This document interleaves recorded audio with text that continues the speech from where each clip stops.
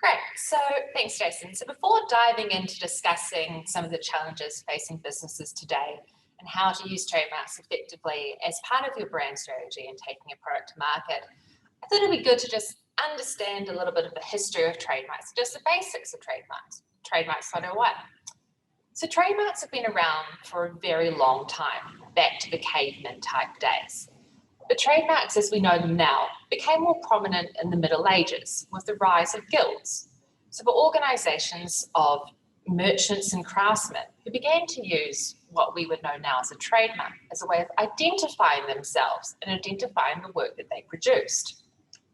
If you look at the legislative framework, New Zealand first adopted a consolidated framework in respect of patents, designs and trademarks in 1908.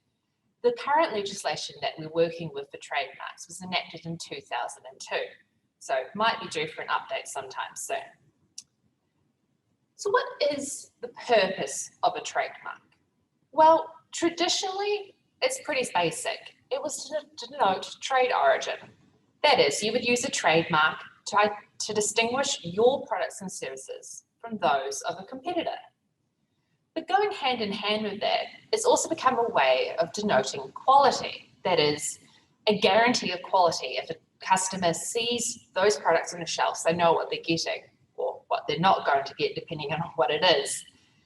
So this means that through the use of trademarks, you can develop a reputation in the marketplace, and consumers can over time begin to identify that trademark, not only as being a product or service produced by you, but as a certain quality that you provide in that brand. This means there's sort of an advertising role that's been given to trademarks as well, which has inherently increased their intrinsic market value. A good trademark and the reputation and goodwill that can grow with that trademark can completely change the perception of a product or service. So it's really important to make sure that you think about your trademarks in terms of your overall brand strategy and your advertising approach. We talk about the purpose of trademarks, but what really is a trademark? Well, at a basic level, it's a sign. It's a sign that's capable of being represented graphically and distinguishing the goods and services of one person from those of another. In terms of what is a sign, well, the Trademarks Act gives a little bit of guidance, and it's quite an inclusive definition. So you get the standard things, for example, words and logos, which is what we're used to seeing. But trademarks can also include colours, shapes, smells, tastes. Those, of course, any potential combination of those are potentially registrable. So there's a lot of things that you can potentially put out there as your branding and own them. I've got a few examples there on the screen of trademarks that show just exactly what they can do. For example, for Word, the All Blacks. Now that's obviously registered for a wide range of things. But if you say All Blacks anywhere in the world, nearly anywhere in the world, most people would immediately associate that with New Zealand's rugby team. Similar with Mick Delivery. The mere inclusion of the word Mick in there immediately creates an association in a consumer's mind with McDonald's. Similarly with logos, the silver fern. Most people would have seen that on the All Blacks jersey. Again, creating an association without any requirement for words. We've also got McDonald's, the golden M arches. We've got the Lion Brewery's lion roaring symbol. You could see that in a store, and most people would immediately assume that there's some association between that product and Lion Breweries.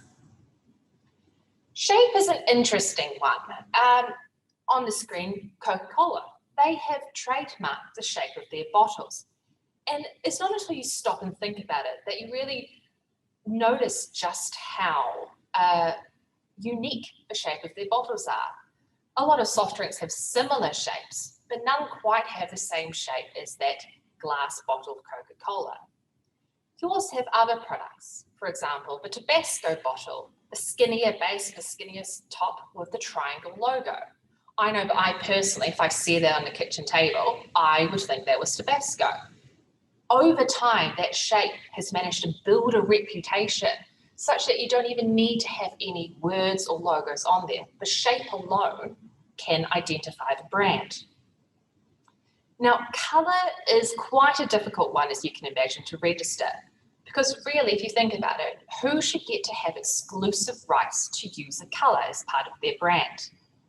Now, of course, we do have some examples. Cadbury, they own the purple colour of block chocolate. And if you see purple on chocolate bars, you're likely to assume that there is a link to Cadbury. BP owns the rights to the colour green in certain instances.